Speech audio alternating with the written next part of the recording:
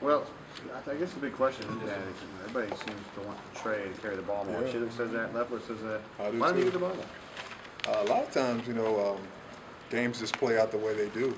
We get behind, we start throwing, or we have a couple of 3 and outs, and he doesn't get as many carries as we want him to get.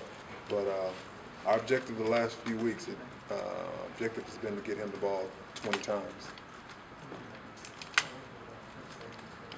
What is he? I mean, you talked about him being able to do it. What has he shown you though the last couple of weeks in breaking tackles, doing those things, showing that aggressiveness that he's Yeah, had? he's just tough.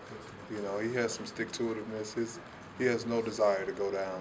Some guys really get tackled really easily, and some don't. And he's just 200 pounds. He runs like he's about 215. He's on a mission. He's conscientious. He's worked hard. It started in this off season for him. He got a lot stronger. He always had great balance. So now he has the strength to go with the balance. And I want to see what it's like when he can get it maybe 20, 25 times, maybe 30.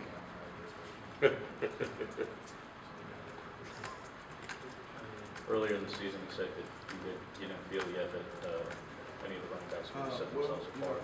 Clearly now, by what most of you are saying, Trey has kind of set himself apart. What's changed in the last month or so in that regard? Well, I think that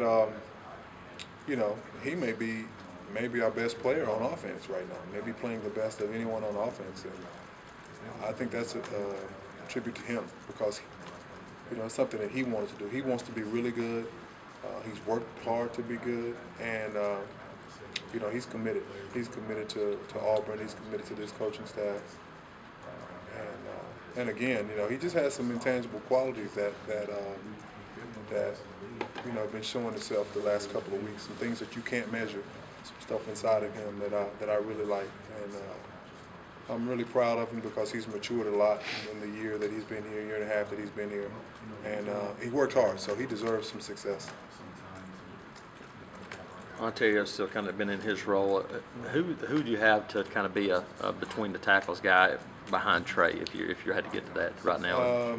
It's still Blakely and Corey, but Trey's not really willing to give up very many carries right now.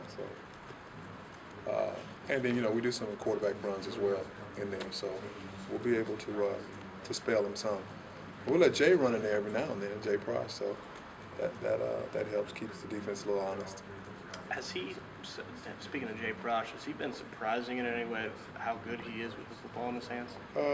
I think the surprising thing is how good his hands are, because in practice he catches everything. He's caught a few in games, but he catches everything in practice. So he's going to enable us to do some things offensively to kind of take advantage of his hands and the fact that he can get out in space, make a catch, and make a move.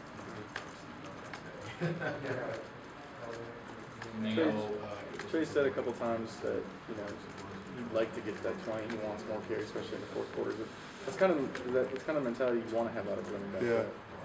They all want the ball, and you want them to want the ball. I want them to articulate it, to say it, to feel it, to breathe it. That's what you want. And a lot of guys, they don't want to take that last shot in basketball or whatever. They prefer someone else to do it. But at that position, you have to want the ball, and you have to want it late in games to seal games or to win games or to help us continue drives or whatever. And he has that, that quality has come out of him, over the last month. Appreciate it. Okay, Thanks, Curtis. Appreciate it.